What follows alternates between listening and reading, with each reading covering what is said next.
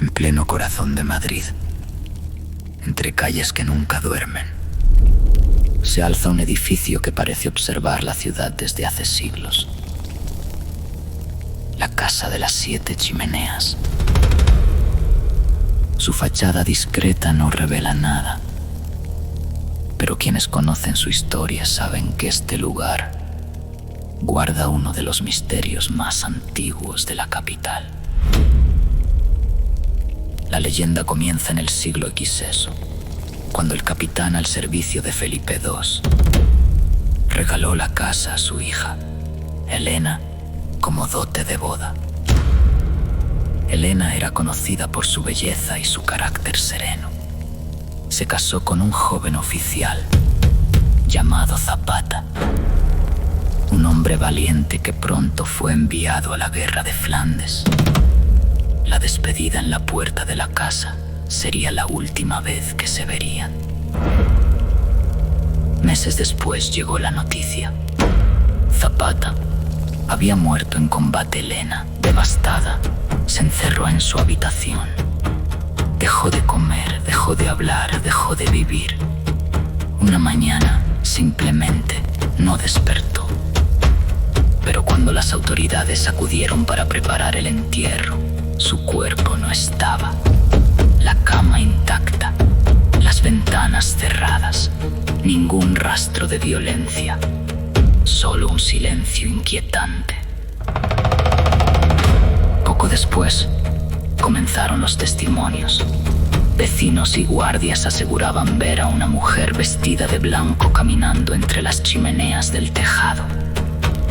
Una figura silenciosa, inmóvil, mirando hacia el norte, hacia el camino por donde su esposo había partido. Cuando alguien intentaba acercarse, la aparición se desvanecía como humo. Durante siglos, la casa cambió de dueños y funciones: residencia noble, cuartel, banco, ministerio. Pero los fenómenos nunca cesaron. Pasos en pasillos vacíos, luces que se encendían solas, sombras que cruzaban las salas. Incluso hoy, algunos trabajadores evitan quedarse solos al anochecer. En el siglo XIX, unas obras revelaron un hallazgo perturbador: un esqueleto oculto tras un muro falso en un sótano. Junto a él, un rosario y una moneda de oro. La postura del cuerpo sugería que había muerto intentando escapar. Muchos creyeron que por fin habían encontrado a Elena. Las 7 chimeneas, alineadas como centinelas, han alimentado interpretaciones simbólicas. Los 7 pecados capitales, los 7 días de la semana, un código oculto. Pero para la mayoría, representan otra cosa: los 7 testigos de una tragedia que nunca se resolvió.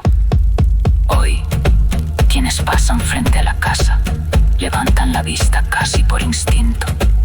Algunos dicen sentir una presencia, otros aseguran ver una figura blanca entre las chimeneas cuando la luna ilumina el tejado. Y hay quienes creen que Elena sigue allí, esperando un regreso que nunca llegó. La Casa de las 7 Chimeneas no es solo un edificio antiguo, es un eco del pasado, un susurro que se niega a desaparecer, un recordatorio de que algunas historias de amor no terminan con la muerte, sino que empiezan con ella.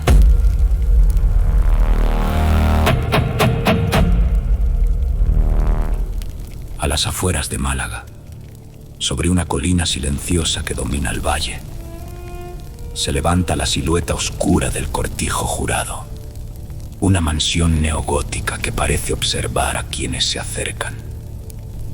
Sus ventanas vacías son como ojos apagados, y sus muros, agrietados por el tiempo, guardan historias que muchos prefieren no escuchar de noche. Construido en el siglo XIX por la familia Heredia, una de las más influyentes de la región, el Cortijo nació como símbolo de riqueza y poder. Pero pronto, la prosperidad quedó eclipsada por rumores inquietantes. Entre 1890 y 1920, varias jóvenes de la zona desaparecieron sin dejar rastro. La prensa hablaba de secuestros, rituales y torturas, y aunque nunca se demostró nada, el nombre de los Heredia comenzó a mezclarse con el miedo.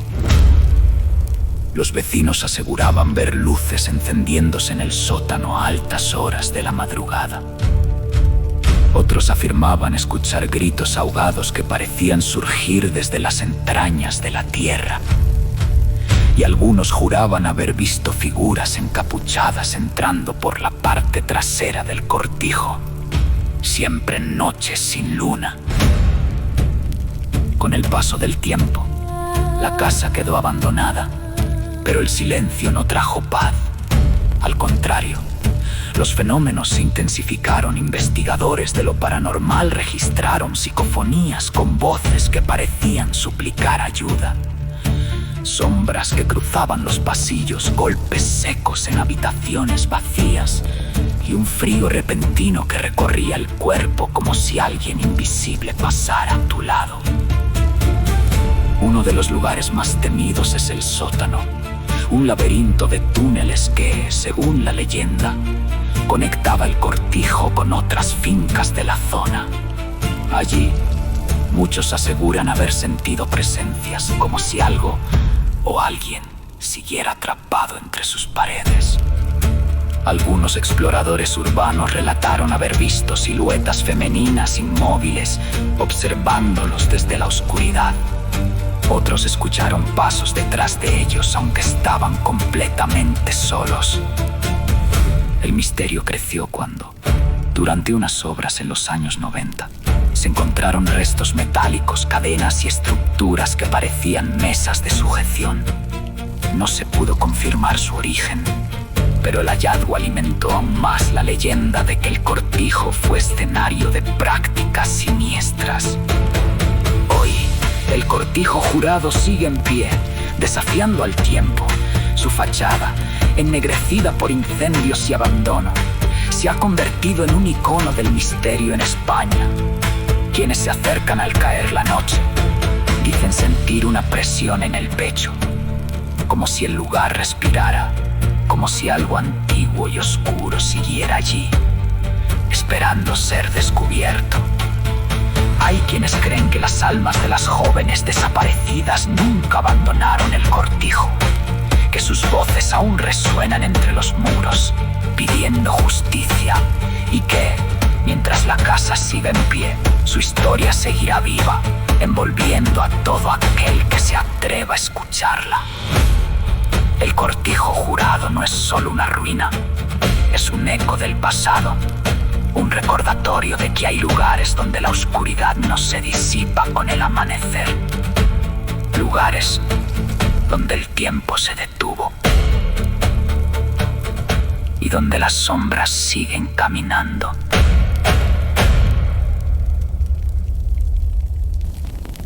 En el corazón de la laguna, Tenerife,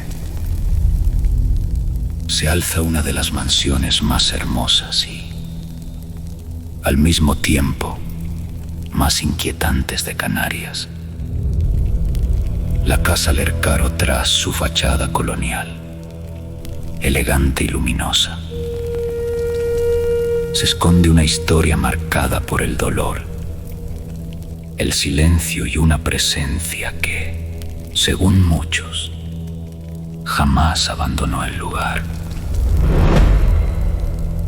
La leyenda comienza en el siglo XVI, cuando la familia Lercaro, comerciantes genoveses asentados en la isla, vivía rodeada de riqueza y prestigio. Entre ellos destacaba Catalina Lercaro, una joven conocida por su belleza y su carácter sensible.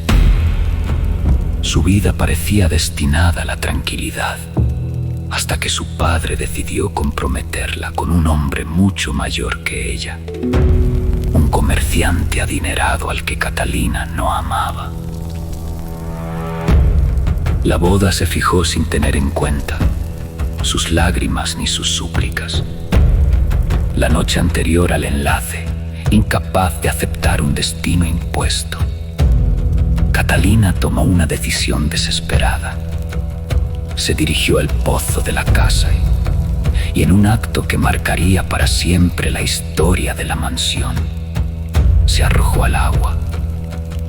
Su cuerpo fue recuperado horas después, pero su alma, dicen, nunca encontró descanso. Para evitar el escándalo, la familia ocultó el suceso. Catalina fue enterrada en secreto, lejos del camposanto, y la casa quedó envuelta en un silencio pesado. Pero pronto comenzaron los testimonios. Sirvientes y familiares aseguraban escuchar pasos en los pasillos cuando todos dormían. Otros veían una figura femenina cruzar las habitaciones, siempre vestida de blanco, siempre en silencio. Con el paso de los siglos, la casa cambió de manos y funciones. Hoy es parte del Museo de Historia de Tenerife. Sin embargo, los fenómenos continúan. Visitantes afirman sentir un frío repentino al acercarse al pozo.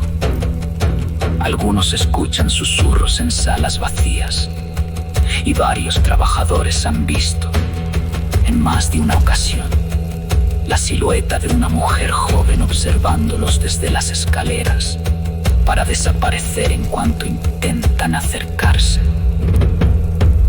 Uno de los testimonios más repetidos es el de una figura que aparece en el gran salón, junto a una ventana. No se mueve, no habla, solo mira hacia el exterior, como si esperara algo o a alguien. Muchos creen que es Catalina, atrapada entre el dolor de su decisión y la vida que nunca pudo vivir. La Casa Lercaro es un lugar hermoso, pero su belleza está teñida de melancolía. Cada rincón parece guardar un eco del pasado. Cada sombra parece tener forma.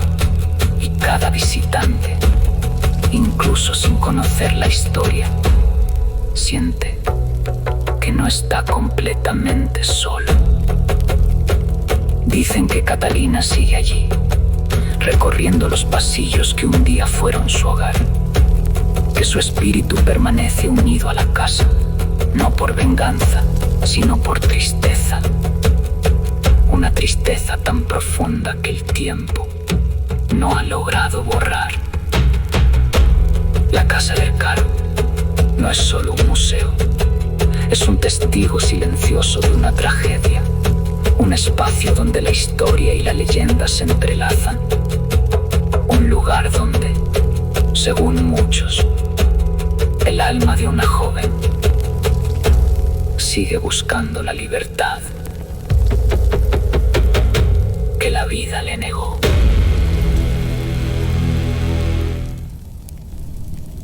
En el valle de Güeñes, Vizcaya, se alza una estructura imponente que parece detenida en el tiempo. El Palacio de los Amézaga, conocido por muchos como el Palacio de las Brujas.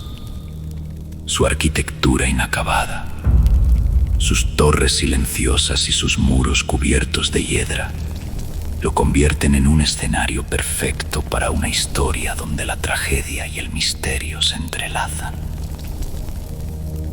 La construcción comenzó en el siglo XIX, impulsada por la familia Amézaga, una estirpe acomodada que soñaba con levantar una residencia majestuosa, digna de su linaje.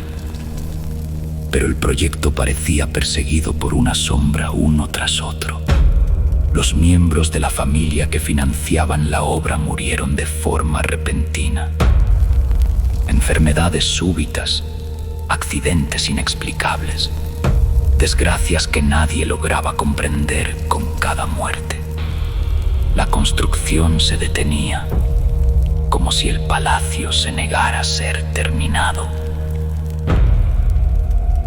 Los vecinos comenzaron a hablar.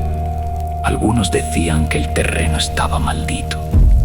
Otros aseguraban que allí, siglos atrás, se habían realizado rituales prohibidos. Y no faltaban quienes afirmaban haber visto figuras femeninas vestidas de negro merodeando por la zona. Siempre al anochecer, siempre en silencio. Con el tiempo, la obra quedó abandonada. Las paredes desnudas, las escaleras que no llevan a ninguna parte y las habitaciones sin techo crearon un ambiente inquietante, como si el palacio fuera un esqueleto de piedra atrapado entre dos mundos. Fue entonces cuando comenzaron los fenómenos. Exploradores y curiosos que se aventuraban en su interior hablaban de lamentos femeninos que parecían surgir de las torres. Otros escuchaban pasos en los corredores, aunque el edificio estaba completamente vacío. Algunos aseguraban ver sombras que se movían entre los arcos, figuras que desaparecían en cuanto intentaban enfocarlas. Uno de los testimonios más repetidos es el de una mujer alta, vestida con un largo vestido oscuro, que aparece en la parte superior de la escalera principal. No se mueve, no habla, solo observa, inmóvil, como si vigilara el palacio que nunca llegó a completarse. Cuando alguien intenta acercarse, la figura se desvanece, como si fuera humo atrapado por el viento. Los investigadores del misterio que han visitado el lugar registraron psicofonías con voces femeninas, susurros en euskera antiguo y golpes secos que parecían responder a preguntas. Algunos sintieron un frío repentino, como si una presencia invisible pasara a su lado. Otros describieron la sensación de ser observados desde las ventanas rotas. El Palacio de los Amézaga se convirtió así en un símbolo del misterio vasco. Un edificio que nunca llegó a nacer del todo, pero que tampoco ha muerto. Un lugar donde la historia quedó suspendida, atrapada entre la ambición de una familia y las sombras que, según muchos, aún lo habitan. Hoy, quienes se acercan al palacio sienten una mezcla de fascinación y respeto. Su silueta recortada contra el cielo parece un recordatorio de que hay lugares donde el tiempo se detuvo y donde las voces del pasado todavía buscan ser escuchadas. Dicen que las mujeres que vagan por sus pasillos no son fantasmas, sino guardianas de un secreto que nunca se reveló. Guardianas de un palacio que, quizá, nunca quiso ser terminado.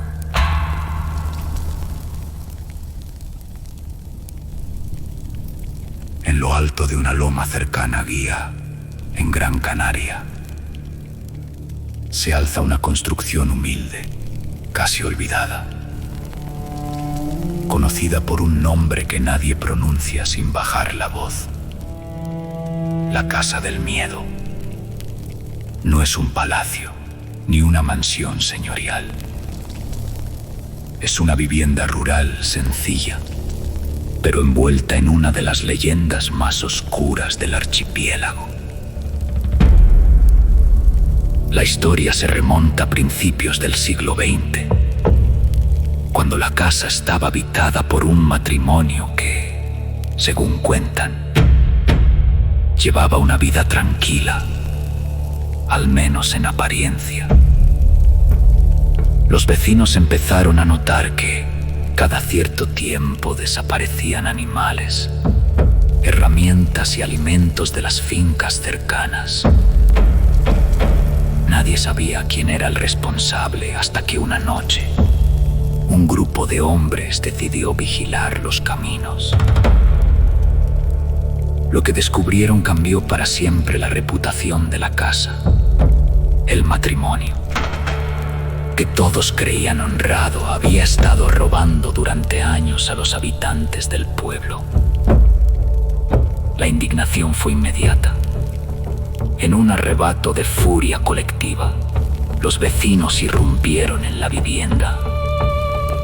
Lo que ocurrió dentro nunca quedó del todo claro, pero la versión más repetida asegura que ambos murieron allí mismo, víctimas de un castigo brutal. Desde entonces, la casa quedó abandonada, y fue entonces cuando comenzaron los fenómenos. Quienes se acercaban al anochecer afirmaban escuchar gemidos que parecían surgir desde el interior, como si alguien suplicara ayuda. Otros hablaban de golpes secos en las paredes, aunque el lugar estaba vacío. Algunos aseguraban ver sombras humanas moviéndose detrás de las ventanas rotas, figuras que desaparecían en cuanto intentaban enfocar la vista. Los pastores evitaban pasar cerca al caer la noche. Decían que los animales se inquietaban, que los perros se negaban a acercarse y que el aire alrededor de la casa se volvía más frío, como si algo invisible respirara allí dentro. Con el tiempo, la leyenda creció. Se decía que el espíritu del matrimonio seguía atrapado entre las paredes, condenado a revivir su castigo una y otra vez. Otros creían que la casa absorbió la violencia de aquella noche y que ahora proyectaba ese dolor en forma de presencias y sonidos. Exploradores urbanos que se aventuraron en su interior relataron experiencias inquietantes. Pasos detrás de ellos, susurros que parecían pronunciar sus nombres, y una sensación constante de ser observados desde los rincones oscuros.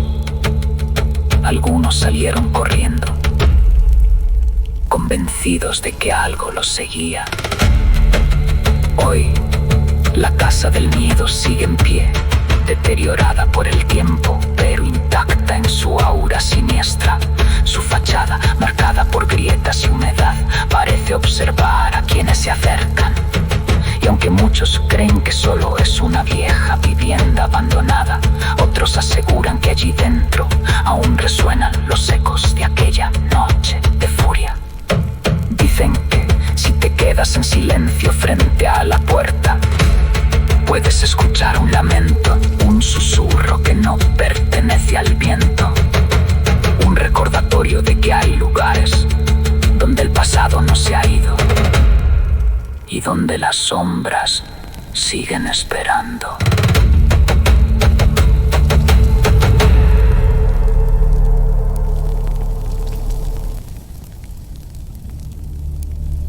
En lo alto de una colina cercana a Alicante, rodeado de montes silenciosos y caminos polvorientos, se alza la silueta imponente del preventorio de Aigües de Busot.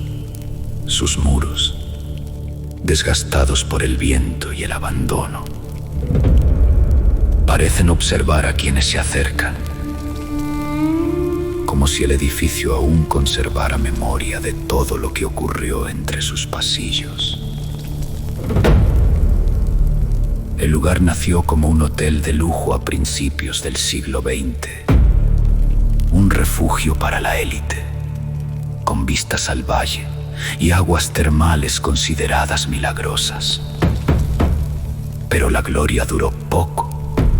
Con la llegada de la guerra civil y las epidemias, el edificio fue transformado en un preventorio infantil, un espacio destinado a niños enfermos o en riesgo de contagio. Allí, lejos de sus familias, vivían bajo estrictas normas, rodeados de médicos, monjas y un silencio que pesaba más que la enfermedad. Con el paso de los años, el preventorio cerró sus puertas y fue entonces cuando comenzaron los testimonios. exploradores, curiosos y equipos de investigación que se adentraron en el edificio. Hablaban de voces infantiles que resonaban en los pasillos vacíos. Risas breves, pasos ligeros, susurros que parecían surgir de habitaciones donde ya no quedaba nada. Otros escuchaban llantos que se apagaban de repente, como si alguien los interrumpiera. Uno de los fenómenos más inquietantes ocurre en la antigua sala de enfermería. Muchos aseguran sentir un frío repentino al cruzar la puerta, un frío que no pertenece al clima. Algunos describen la sensación de que alguien les roza el brazo, como una mano pequeña que busca atención. Otros han visto sombras moverse entre las camillas oxidadas, figuras que desaparecen en cuanto intentan enfocarlas. En la capilla, el ambiente es aún más denso. Las paredes desconchadas y el altar vacío parecen absorber el sonido. Allí, varios visitantes han escuchado cantos lejanos, como un coro infantil que se desvanece al acercarse. Otros han captado psicofonías con voces que pronuncian palabras sueltas. Mamá, ayuda, no te vayas. El sótano es, para muchos, el punto más oscuro del preventorio. Un laberinto de pasillos estrechos donde la luz apenas entra. Algunos exploradores han salido de allí temblando, convencidos de haber visto figuras blancas al final del corredor. Otros aseguran que, al caminar, sienten pasos detrás de ellos, perfectamente sincronizados, aunque no haya nadie más.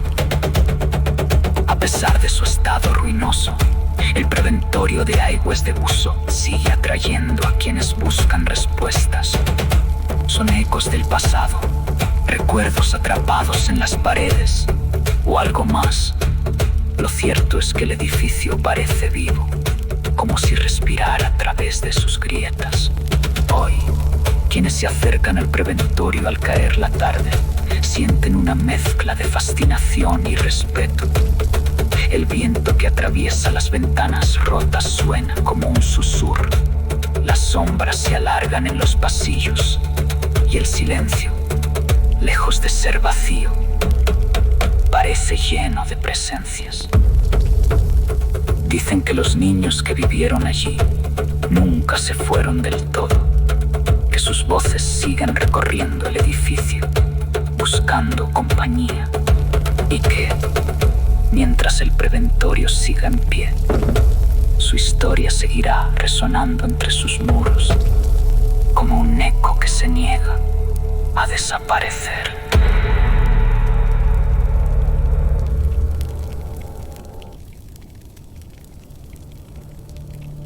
En las afueras de Sils, Girona, rodeada de campos silenciosos y caminos rurales que parecen no llevar a ninguna parte, se encuentra la Masía Can Busquets, una construcción antigua que ha sido testigo de guerras, tragedias y fenómenos que aún hoy desconciertan a quienes se atreven a entrar. La masía, de origen medieval, fue durante siglos una vivienda agrícola, pero su historia dio un giro oscuro durante la Guerra Civil. El lugar fue utilizado como punto de control y, según los relatos, escenario de interrogatorios y ejecuciones. Muchos de los que entraron en sus salas de piedra nunca volvieron a salir.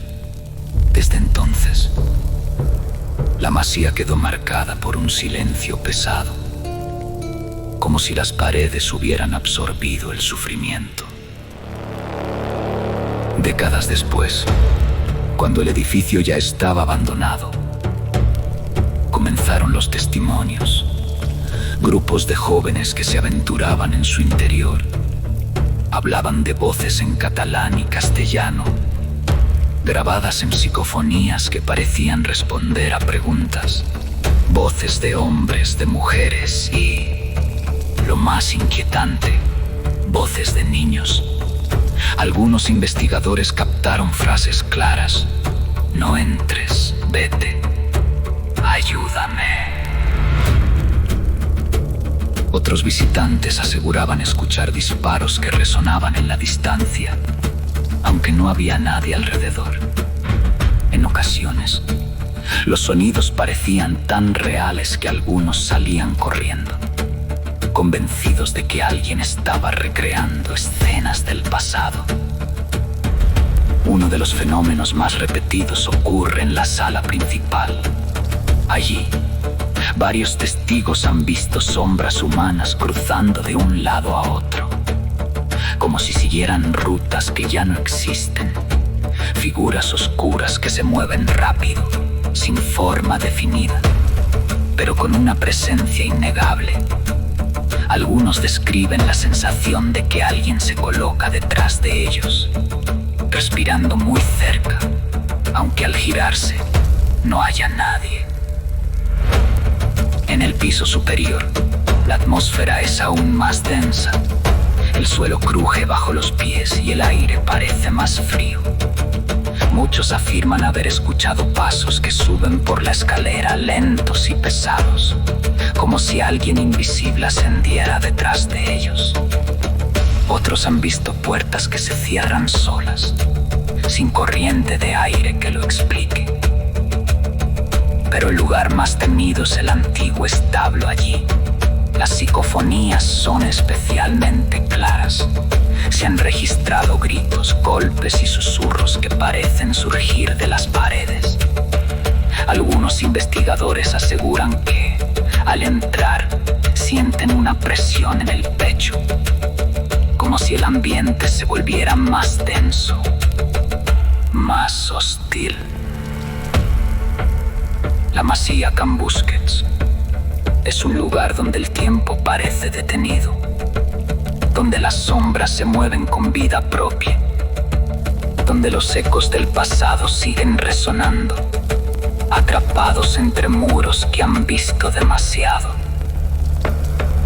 Hoy, quienes se acercan al anochecer sienten que el silencio del campo oculta algo más profundo, algo que observa, algo que recuerda, y muchos creen que las almas que sufrieron allí nunca abandonaron la masía, que siguen vagando por sus pasillos, buscando paz o compañía.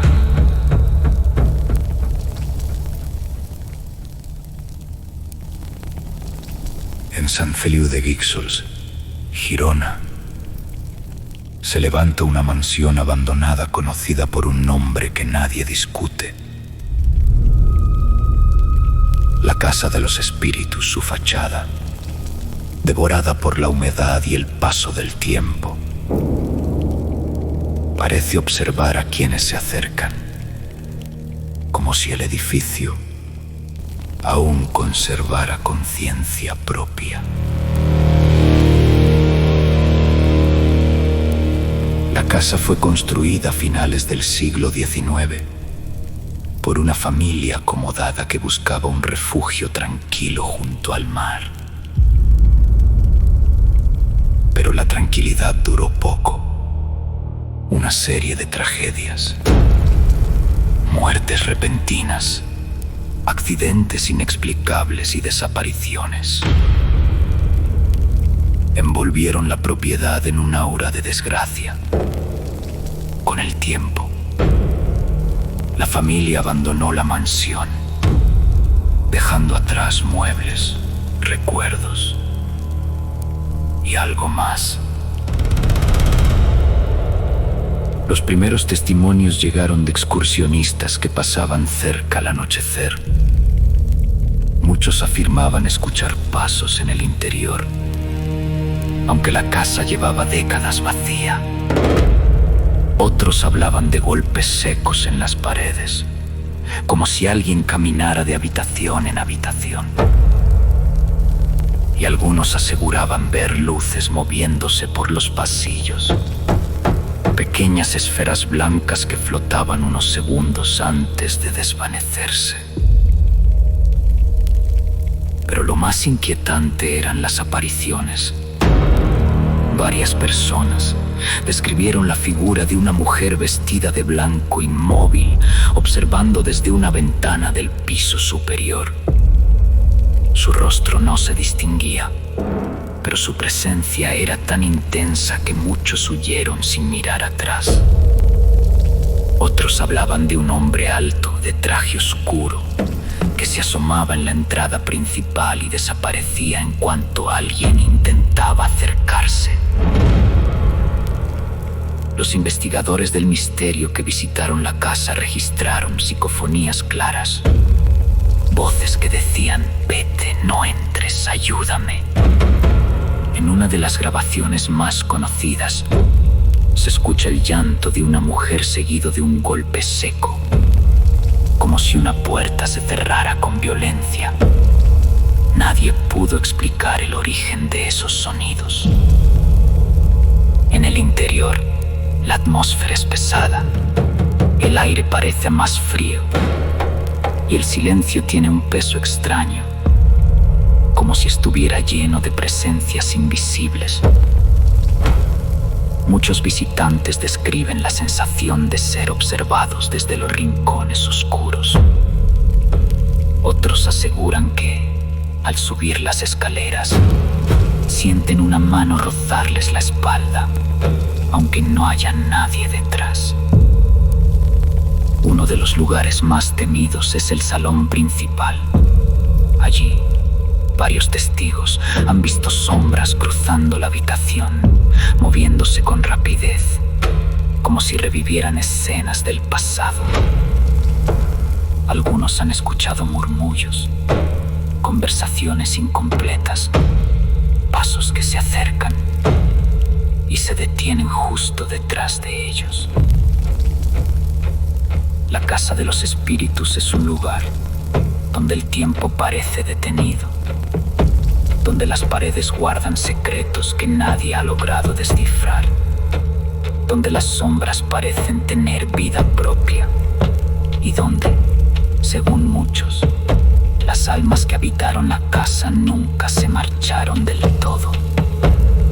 Hoy, quienes se acercan al caer la noche sienten una mezcla de fascinación y temor.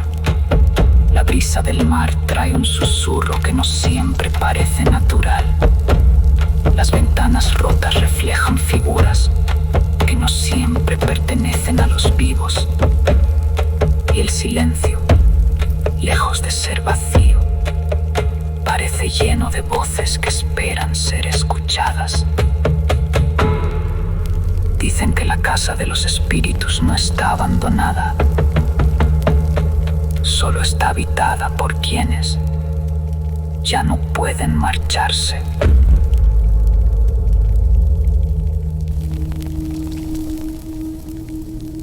En pleno corazón de Madrid, frente a la plaza de Cibeles, se alza uno de los edificios más elegantes y, al mismo tiempo, más inquietantes de la ciudad, el Palacio de Linares.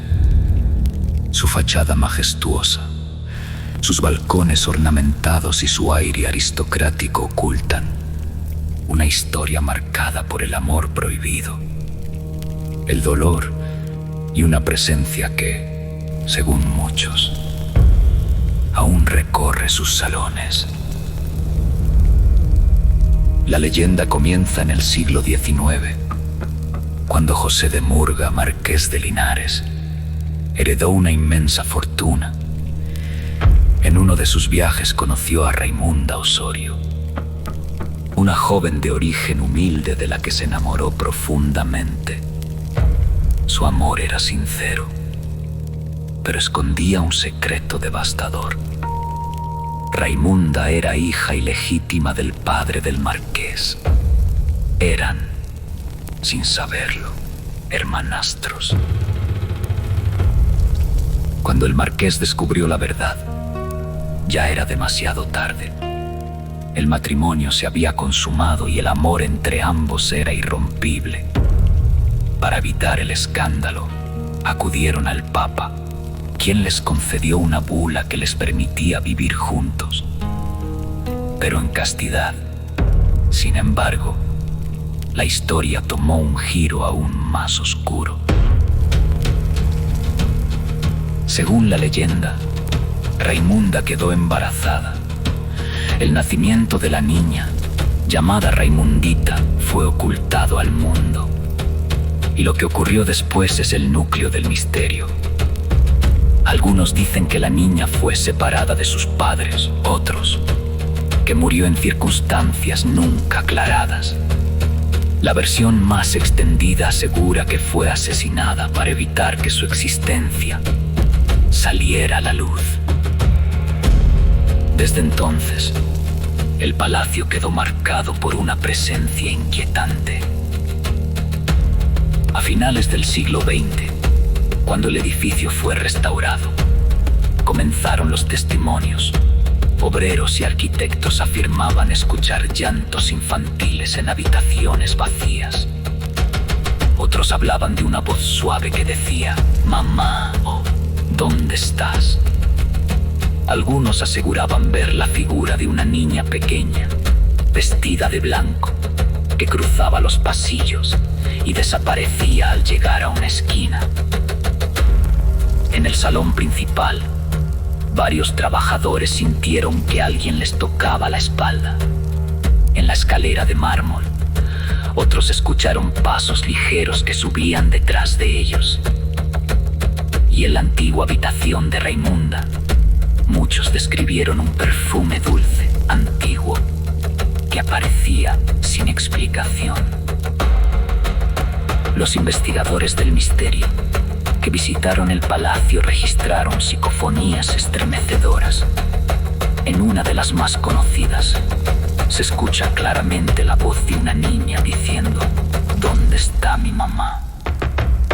En otra, una voz femenina susurra, «Raimundita». Nadie pudo explicar el origen de esas grabaciones. Hoy, el Palacio de Linares es sede de la Casa de América, pero quienes trabajan allí saben que no están solos. Algunos evitan quedarse después del anochecer. Otros aseguran que, en ciertas noches, se escucha el sonido de un juguete rodando por el suelo, aunque no haya nada allí. Y hay quienes dicen haber visto a una mujer vestida de época, caminando lentamente por los pasillos, como buscando algo perdido. La historia de Raimundita se ha convertido en una de las leyendas más famosas de Madrid. Un relato donde el amor, el secreto y la tragedia se entrelazan para siempre. Y mientras el palacio siga en pie, su presencia, dicen, seguirá recorriendo los salones, buscando a sus padres, buscando respuestas, buscando descanso. El Palacio de Linares no es solo un monumento histórico, es un eco del pasado, un lugar donde las sombras parecen tener memoria y donde, según muchos, la voz de una niña sigue resonando entre las paredes, recordando que algunas historias nunca terminan.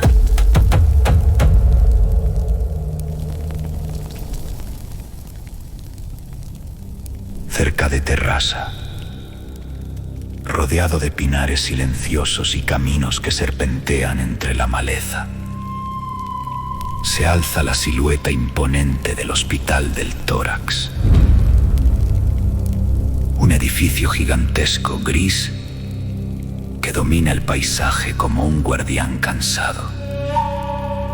Durante décadas, fue uno de los lugares más temidos de España. Construido en los años 50, el hospital estaba destinado a pacientes con enfermedades respiratorias graves, tuberculosis, afecciones pulmonares, dolencias que en aquella época eran casi una sentencia. Muchos Muchos llegaban con la esperanza de curarse. La mayoría no regresaba. El ambiente dentro del hospital era opresivo. Los pasillos largos, las habitaciones frías y el silencio constante creaban una atmósfera que pesaba sobre el ánimo de los pacientes. La desesperación era tan profunda que el hospital llegó a tener uno de los índices de suicidio más altos del país. Muchos se arrojaban desde la 9ª planta, conocida como la planta maldita. Con el cierre del hospital en los años 90, el edificio quedó abandonado. Y fue entonces cuando comenzaron los fenómenos. Exploradores urbanos, curiosos y equipos de investigación que se adentraron en su interior, hablaban de gritos que resonaban en las escaleras, como ecos atrapados en el tiempo. Otros escuchaban toses profundas, respiraciones entrecortadas, pasos que se acercaban lentamente por los pasillos, aunque no hubiera nadie allí. En la 9ª planta, la atmósfera es especialmente densa. Muchos describen una presión en el pecho, como si el aire se volviera más pesado. Otros aseguran ver sombras humanas que se asoman por las puertas, figuras oscuras que desaparecen en cuanto intentan enfocarlas. Algunos han sentido manos invisibles rozarles la espalda, o la sensación de que alguien camina justo detrás de ellos. La capilla del hospital es otro punto inquietante.